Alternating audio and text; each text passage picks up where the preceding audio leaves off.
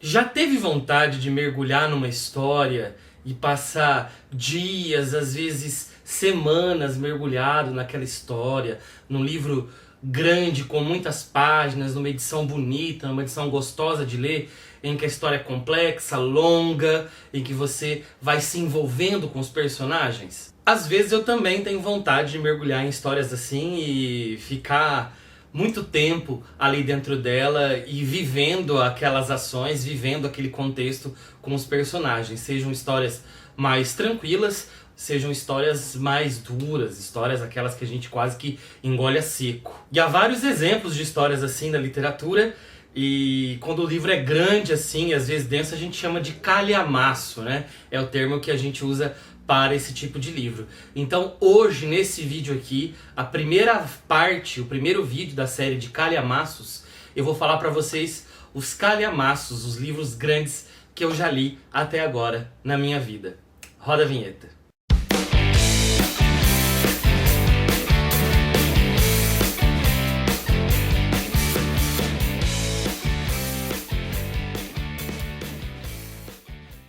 E aí pessoal, tudo bem com vocês? Sejam muito bem-vindos e bem-vindas a mais um vídeo aqui da Acrópole.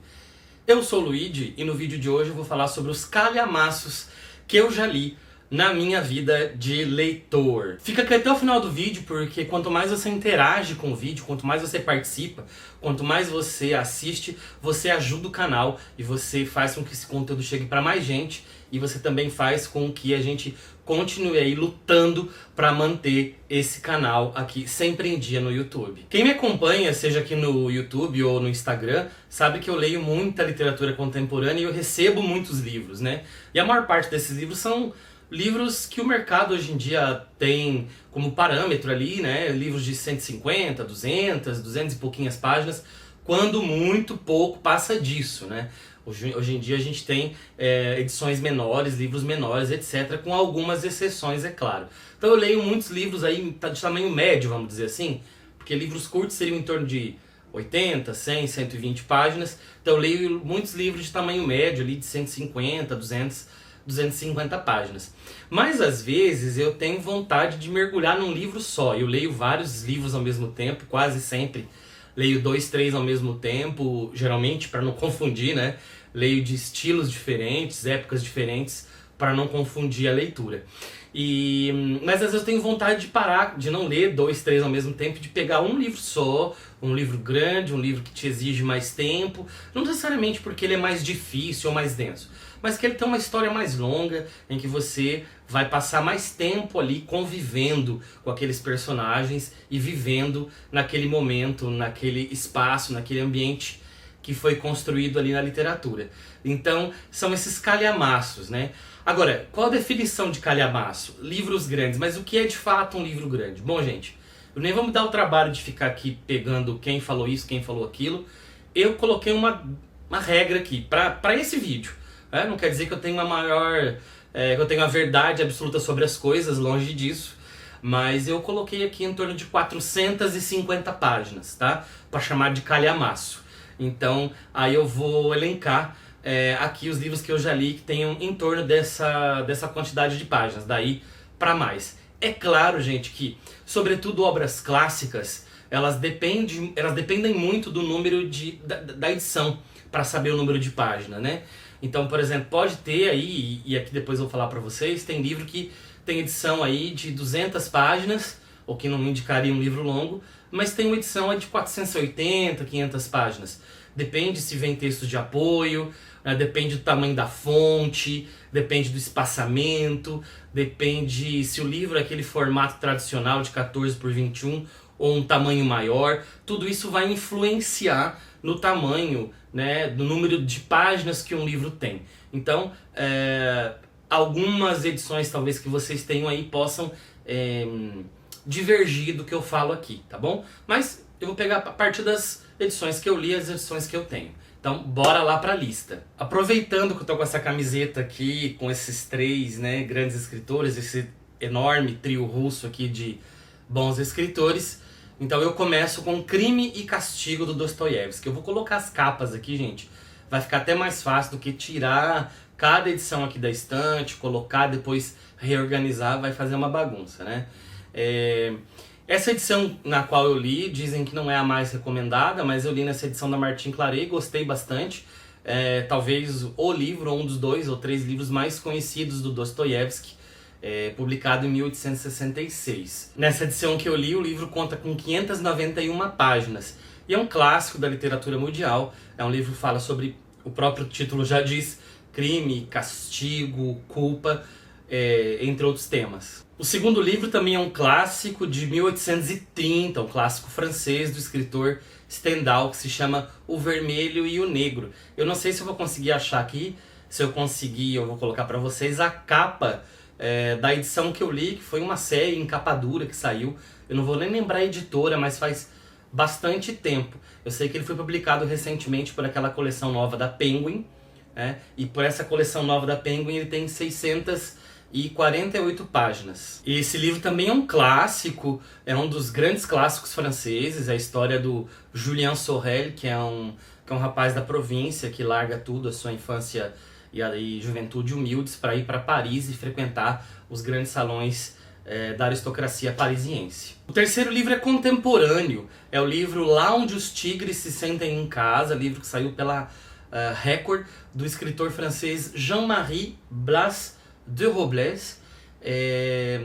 Um pouco, tem tons ali autobiográficos, mas é a história de um francês que vem morar no Brasil e mora em Alcântara do Maranhão, está preparando um livro que ele vai publicar sobre a história de um jesuíta francês que veio morar no Brasil 3 séculos antes dele. Então ele tem essa mistura de culturas, né? Eu me lembro, eu não sei nem até onde está publicado isso, eu me lembro que eu escrevi um artigo falando sobre o olhar dos franceses para o Brasil e eu usei esse livro para escrever o artigo. Se eu achar, eu coloco o link aqui para vocês, mas não garanto. E o livro tem 714 páginas, é um livro bastante bem-humorado e gostoso de ler. O quarto livro também é contemporâneo, inclusive ele é super recente. É o livro A Estrada Lincoln, do escritor estadunidense Amor Towles. Sim, o nome dele é Amor. É um livro que tem tudo para se tornar um clássico da literatura de estrada, dessa literatura on the road, né? Inspirada inclusive pelo próprio On the Road. E é uma história que se passa nos anos 50, mais precisamente em 1954. O livro acabou de sair, saiu pela Intrínseca e saiu naquela coleção linda que vocês podem ver inclusive aqui atrás, colorida, do clube de leitura da Intrínsecos, da editora Intrínseca, que acabou fechando, né? Até hoje eu não sei por que eles fecharam, mas inclusive eles estão com várias promoções na Amazon e eu comprei todos esses livros aqui em promoção na Amazon, com um valor muito mais baixo do que eles vendiam na época que saíam os livros, né? Eles saíam um por mês e aproveitei a promoção e comprei vários. E aí eu já li, foi o primeiro livro que eu li nessa edição da Intrínsecos, A Estrada Lincoln, e eu gostei bastante, inclusive estou pensando em fazer um vídeo aqui para o canal resenhando esse livro. E ele tem 576 páginas, então desses calhamaços todos é o mais recente assim que eu li, que eu terminei de ler, e eu passei assim umas 2 semanas, quase 3, mergulhado naquele universo ali dos personagens. Outro livro contemporâneo que eu li, e agora brasileiro, que é o Tupinilândia, do Samir Machado de Machado, que saiu em 2018 pela Todavia. Ele tem 448 páginas. Achei super injusto não colocar ele na lista aqui, já por causa de 2 páginas, né, num critério que é um pouco arbitrário e que eu mesmo estabeleci.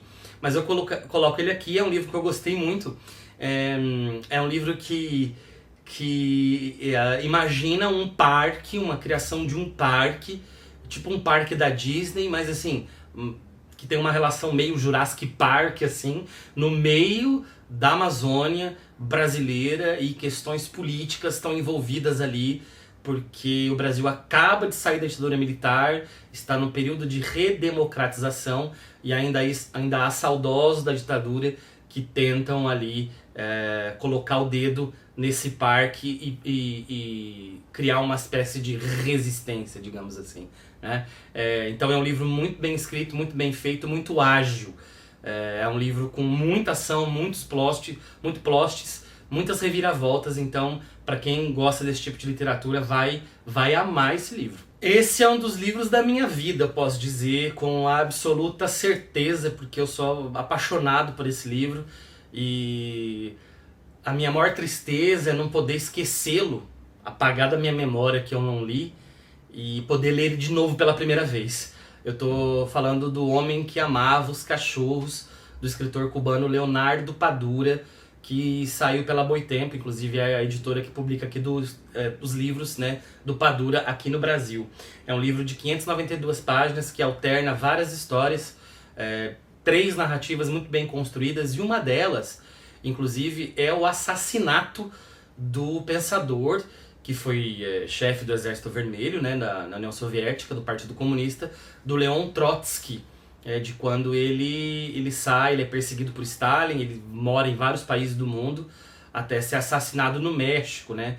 Mostra a relação dele com a Frida Kahlo, etc. Então ele alterna ali questões muito reais da história oficial com elementos ficcionais, e o livro é encantador, gente, encantador. Recomendo, assim, com ênfase, que vocês leiam esse livro. Próxima indicação, o livro Pachinko, da escritora sul-coreana Min Jin Lee.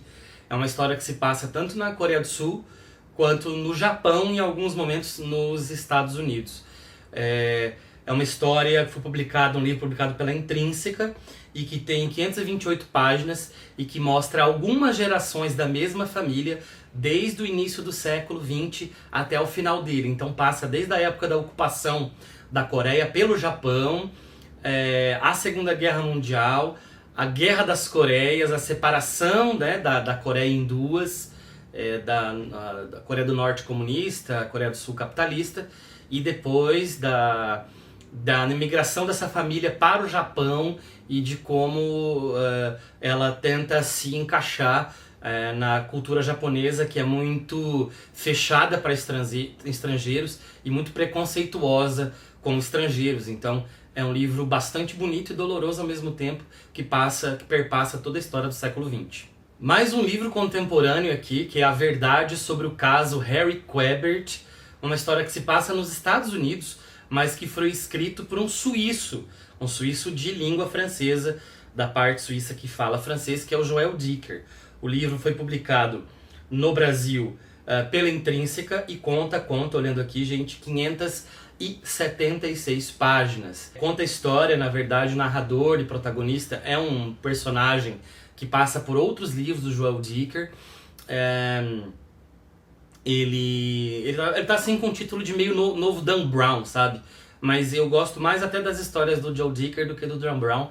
E esse Marcus Goldman é um jovem escritor que escreveu um primeiro livro de muito sucesso, e ele não consegue escrever o segundo livro, e ele vai visitar o professor de escrita dele, que foi um mestre para ele na arte da escrita, e vai passar uns dias com ele no interior do país, na cidade onde ele fez faculdade, etc.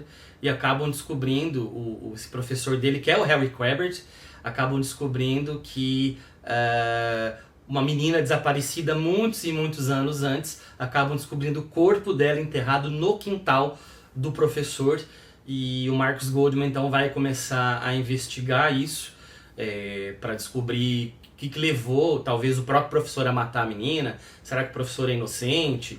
E ele vai atrás dessas informações ao mesmo tempo que vai escrevendo o próprio livro. Então é como se fosse um livro dentro do livro, né? É como se o personagem construísse um livro, mas quem construiu o livro é o Joël Dicker, que é o livro que nós estamos lendo. Então é um livro também de meio policial, assim, né? De você ir encaixando todas as pistas para descobrir quem foi o real mandante, o autor desse crime que chocou a cidade. A próxima indicação, gente, é um clássico, apesar de ele não ser clássico assim tão distante no tempo, tem aí uns 40 e poucos anos que ele foi publicado, que é O Nome da Rosa, do Umberto Eco, já virou filme com Sean Connery, etc. É o livro que projetou o Umberto Eco como um grande escritor, um grande pensador, um grande influenciador, digamos assim, na sociedade, no meio das letras, né? Eu não vou nem lembrar, gente, agora qual edição que eu li. Eu vou colocar aqui uma capa qualquer para vocês. tá? Mas o livro tem em torno de 500 e 600 páginas. Eu li já faz muitos anos. Eu era estagiário da Biblioteca Pública de Maringá. Eu era estudante de letras na época. Isso deve ter aí por baixo uns 16, 17 anos. Então, tenho muito pouco para falar da história. Me lembro que adorei. E não vou lembrar a edição agora, tá? Então vou colocar uma capa aleatória para vocês. Outro super clássico aqui, um livro que enquanto estudante me lembro que marcou demais a minha vida. Assim, é um livro que quando você descobre a existência dele e mergulha nele, é um livro que transforma muito a sua maneira de ver as coisas, muito a sua maneira de entender a sua própria latinidade, né? Que é o livro 100 Anos de Solidão, do Gabriel Garcia Marques, talvez aí junto com Pedro Páramo, do Han Rufo, as duas grandes obras assim que a gente pode falar do realismo mágico aqui da América Latina, né? Ele tem algumas edições ao longo das publicações aí desse livro na Companhia das Letras no Brasil, na Record no Brasil, e ele tem em torno de umas 450, 480 páginas, então considero como calhamaço dentro desses critérios que eu mesmo elenquei aqui. A história da família Buendia, várias gerações da família Buendia, não sei tantos aurelianos, se eu não me engano são 17, você precisa fazer até um mapinha,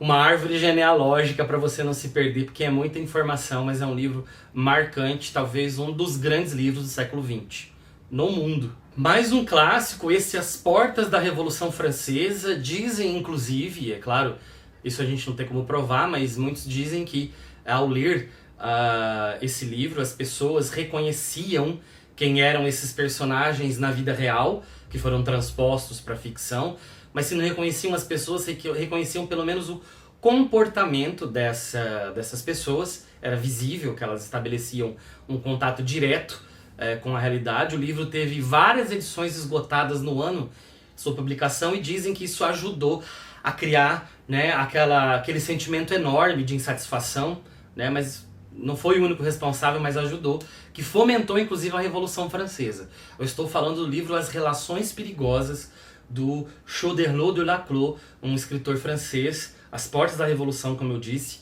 Li nessa edição da Penguin. O livro tem 480 páginas. É um romance epistolar da aristocracia francesa, entre cartas trocadas entre vários personagens, num jogo de sedução e influência, de uma arrogância muito grande, de uma falta de qualquer sentimento bom em relação ao próximo, só o da conquista, só o da posse, só o de ver o outro como objeto da minha conquista. Então, assim, é por isso que é um romance impressionante, não é um livro fácil, mas eu entendo se isso mesmo realmente fomentou essa indignação dos franceses para a Revolução. Então eu indico para vocês aí As Relações Perigosas. Talvez o livro mais famoso do Jorge Amado, Gabriela, Cravo e Canela. Li numa edição da Companhia das Letras, eu não vou lembrar qual edição agora, mas gente, esse é um dos livros que eu falei que mudam muito, de 300 para 600 páginas, dependendo da edição. É um livro do Jorge Amado, muito famoso, virou novela algumas vezes, e é um livro assim que talvez nem todo mundo fale necessariamente do livro, fale das adaptações, e talvez coloquem outros livros do Jorge Amado como melhores, né? Por exemplo, Capitães de Areia, falam muito do Capitães de Areia, entre outros livros. Mas eu vou dizer para vocês que eu amei esse livro. Eu amei esse livro, é um livro gostosíssimo de ler. É um livro daquilo que eu falava para vocês no início do vídeo, né? Que você se envolve fortemente com os personagens. Então, talvez seja o meu livro preferido do Jorge Amado. Amanhã Vai Ser Pior, do Marcelo Conde, um livro também bastante fresquinho, que saiu há alguns anos pela Patuá, inclusive também tem resenha aqui no canal sobre ele. É um livro de quase 500 páginas e é a história de um homem que brigou com a família por conta das eleições de 2018, né? Ele de esquerda, a família toda bolsonarista, brigou com amigos, etc. E ele não suportava mais viver no Brasil e, inclusive, sofreu ataques pessoais. Então ele decide e ir embora do país. Foi para Barcelona, foi para Espanha trabalhar lá e foi contratado por uma rede social para analisar vídeos que são denunciados por usuários da plataforma, né? A gente imagina que seja o Facebook, que tenham violado as regras. Então ele precisa assistir esses vídeos para pagar ou não da plataforma. E ele assiste vídeos muito pesados, vídeos de assassinato, de estupro, de violência, de tortura, entre outras coisas. Então ele sai de um ambiente muito complexo para viver em outro. Ele acha que consegue fugir disso, mas acaba não fugindo. Isso vai trazer vários problemas psicológicos para o personagem. Uma Viagem à Índia, do escritor português Gonçalo M. Tavares, que saiu no Brasil pela Leia e tem 480 páginas. Eu não sei nem se ainda tem disponível no mercado, já está fora de catálogo, né? Não sei se alguma editora vai comprar os direitos desse livro, mas acho que deveria, porque eu acho um livro genial. Eu sou muito fã dos Lusíadas, acho os Lusíadas uma obra-prima da literatura mundial, e tem esse divisor de águas para Portugal, né? Não só para Portugal, mas para o português que a gente fala. Inclusive hoje ele teve uma influência muito forte do Camões. Existe um português antes e um português depois de Camões. E o Gonçalo Tavares, ele escreve uma narrativa contemporânea, fazendo uma viagem, mas dessa vez não de navio, mas de avião, e tendo vários elementos que remetem aos Lusíadas, vários personagens, né? Como Inês de Castro, como o Velho do Restelo, o Gigante Adamastor. Inclusive, eu sou uma pessoa bastante, assim... Quando eu comecei a ver as semelhanças muito grandes, eu fui contar os versos, porque é uma narrativa tipo epopeia, até isso ele usa na estrutura. E eu fui contar os versos, ele tem exatamente 8.846 versos no seu livro, que é exatamente o número de versos que há nos Lusíadas do Camões. Então, só uma pessoa obcecada para fazer isso. E eu sei que o Gonçalo M. Tavares é obcecado por essa perfeição estética. Então, assim, eu fiquei encantado com o livro e indico para vocês. Deuses Americanos, do Neil Gaiman, né? O Neil Gaiman famoso aí pelo Sandman e outros livros também. Resolvi ler o Deuses Americanos, foi o primeiro contato que eu tive com a obra do Neil Gaiman. Eu ainda não fui para os quadrinhos, tá? Li acho que 2 ou 3 livros, assim, mais tradicionais dele. Confesso que não me prendeu, assim. Falam muito dele, acho ele um pouco hypado. Mas li, né? Virou até série. Eu li na edição da Intrínseca, que é um livro com em torno de 500 páginas. O plot é muito interessante, né, gente? Assim, a ideia do livro é muito interessante, em que deuses, que são deuses antigos, deuses que foram sendo esquecidos pela população, mas que eram cultuados muito cultuados, tinham muitos seguidores ao longo dos séculos, dos milênios. Quando a população veio, né, saiu da Europa e de outros lugares do mundo e foi para os Estados Unidos, levaram com eles esses deuses estão lá, mas estão esquecidos, porque os deuses da cultura americana seriam o poder e o dinheiro. Esses deuses foram esquecidos, então há uma certa revolta da parte deles. A ideia é muito interessante, o desenvolvimento eu não acho tanto. Diz aí pra mim o que você achou desse livro. É urgente que alguma editora compre os direitos desse livro. Ele foi publicado no Brasil pela Rádio Londres, que veio como um meteoro no Brasil, caindo e trazendo coisas magníficas para o mercado brasileiro. Também foi embora da mesma maneira. Pelo jeito faliu, não pagou muitas contas e desapareceu. Site, redes sociais, tudo, deixou vários leitores sem entregar muitos livros, deixaram muitos leitores órfãos, inclusive a mim, que era um consumidor ferrenho dos livros da Rádio Londres, inclusive assinava o clube de leitura deles, o clube de assinatura específico deles. O livro é Tirza, do escritor holandês Arnon Grunberg, um livro que tem 464 páginas.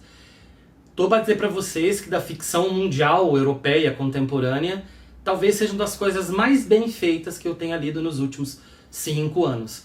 Eu fiz vídeo dele aqui no canal. É um livraço e ele está fora de catálogo.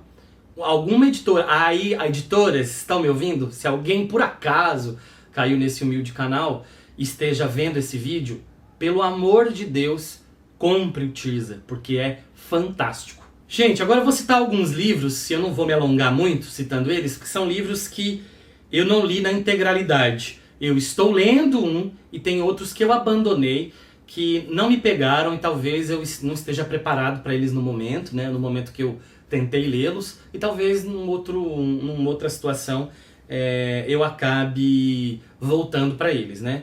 O primeiro é o Anna Karenina, do Tolstói. Eu estou lendo ele, li talvez uns 25%, porque ele é o nosso desafio do ano do Clube de Leitura da Acrópole, que se reúne uma vez por mês e que vai ser discutido em junho. Em junho, se você quiser consultar, né, a nossa agenda, chama a gente no WhatsApp ou procura a gente no Instagram. Então, assim, eu tô adorando o livro, tô lendo pela primeira vez, e vai ser a nossa discussão, então, de junho. É por isso que eu não terminei ainda. E agora, gente, eu vou citar aqui Ulisses, do James Joyce, que é um livro que eu tentei ler 3 vezes e não foi. Eu não entendo o que está acontecendo na história, eu tenho extrema dificuldade para ler o livro. Tem gente que lê com a maior facilidade e ama, né? Eu não consegui, né? Não consegui mesmo. Então, assim, abandonei, talvez um dia eu volte, né?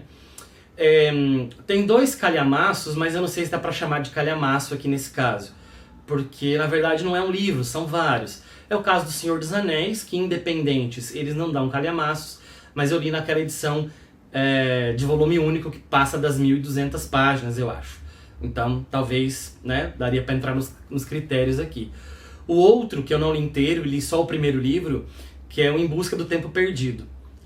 Do Proust, né, escritor francês. Há quem diga que são romances independentes e são 7 romances totalizando uma saga.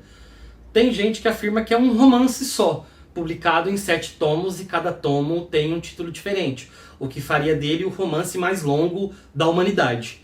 Mas, então eu não sei dizer muito. Eu li o primeiro, né, que é No Caminho de Swan, ou Para o Lado de Swan, na nova tradução. Então eu não sei se dá para considerar aqui. Tem outros 3 livros, gente, que depende da edição, muda bastante, e eu não sei se dá para colocar aqui como calhamaço, mas já que variam demais, eu vou só mencionar aqui, gente, que é o caso do Grande Sertão Veredas, do Guimarães Rosa, um clássico brasileiro. Memórias Póstumas de Brás Cubas, esse é o que mais varia. Eu já vi edição de 150 páginas, assim, edição original, no sentido assim, do texto original, né? Não foi adaptado para vestibular, nada. Ele é um texto original, mas aí com a letra pequena, super reduzido, numa página mais larga, aí diminui bastante. E eu já vi edição de passar de 600 páginas, então tá aqui o Memórias Póstumas. E também o Código da Vinci, que tem umas 3 ou 4 edições, se eu não me engano. Tem a edição primeira, depois tem uma edição capa dura ilustrada, depois tem uma edição de bolso, né? O Código da Vinci do Dan Brown, que fez um enorme estardalhaço aí no início do século XX, em vários países do mundo, né? Então, gente, é isso. Então esses são os calhamaços que eu já li na vida. Espero ler mais calhamaços para poder colaborar com vocês aqui e indicar boas leituras. Esse foi o primeiro vídeo da série Calhamaços. Eu vou fazer ainda um segundo vídeo.